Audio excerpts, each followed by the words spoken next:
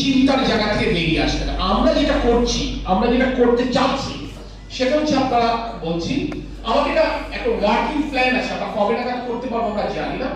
যেমন ধরেন আমরা বলছি যে আমরা জ্বালানিতে আমরা ভর্তুকি দিই, আমরা এই ভর্তুকিতে একটা তথ্য প্রমাণ দিয়ে আমরা বলে দিচ্ছি। এখন যিনি 1.5 কোটি টাকার গাড়ি হাঁকান তার তো ভর্তুকি বলে জ্বালানির প্রয়োজন নেই। যিনি পাবলিক ট্রান্সপোর্টে চলেন তার জন্য আমি ডিজেলে ভর্তুকি দিতে পারি, কিন্তু যিনি নিসান পেট্রোল চলছে তার জন্য আমি ডিজেলে ভর্তুকি দিব না।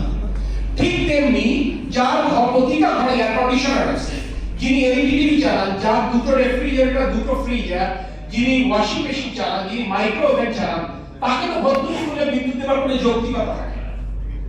তো আমরা এটা ওয়ার্ক আউট করার চেষ্টা করছি যাতে করে যেটা বলে লাইফ লাইন গ্রাহক, এটা ইট ইজ अराउंड 42%।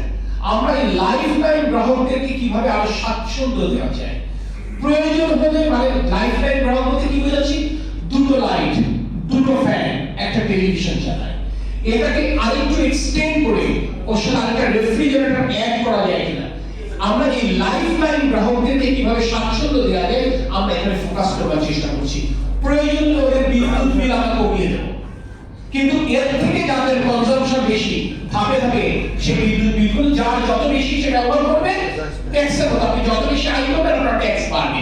ব্যাপার বলছে এইরকম। সেই কারণে এই যে মসজিদের ক্ষেত্রে যে ব্যাপারটা বলেছেন, এই ব্যাপারটা আসলে ওই চিন্তার জায়গা থেকে আমাদেরকে ফেরত আসতে হবে। ওই বাস্তবতাটা এখন আমাদের রাষ্ট্রের মানে সরকার, কারণ এটা প্রতিটা গ্রাম পর্যায়ে পর্যন্ত। ধরেন আমি মসজিদে এই গত জুম্মায় বড় মসজিদে নামাজ পড়লাম। আপনার আজকে বড় মসজিদে যান, যত দরাটার মসজিদে নামাজ পড়েছে দেখবেন জুম্মার দিন ইমাম সাহেবের আশেপাশে কি অজস্র লাইট জ্বলে, মানে কালারফুল একটা সবুজ নীল এরকম এই ব্যাপার। এয়ার কন্ডিশন 18-16 চলছে এবং ফ্যান চলছে। আপনি গরমের মধ্যেও আপনাকে ঠান্ডা লাগবে, পরিবেশটা চেনা, কিন্তু ওইটাই একটা এনভায়রনমেন্ট যা আমাকে ইনশিওর করতে হবে। অথচ দেখা যাচ্ছে জামাতের পরেও এয়ার কন্ডিশনটা বন্ধ করা যায়, ফ্যানটা কমিয়ে রাখা যায়। এই সচেতনতাগুলোর ঘাটতি দেখেন, আপনাকে মনে রাখতে হবে আমার পাশের দেশ ভালো বড় দেশ। নরেন্দ্র মোদী বলছেন যে আপনি জ্বালানি বিদ্যুৎ ব্যবহারে সাশ্রয় নেবেন তা না,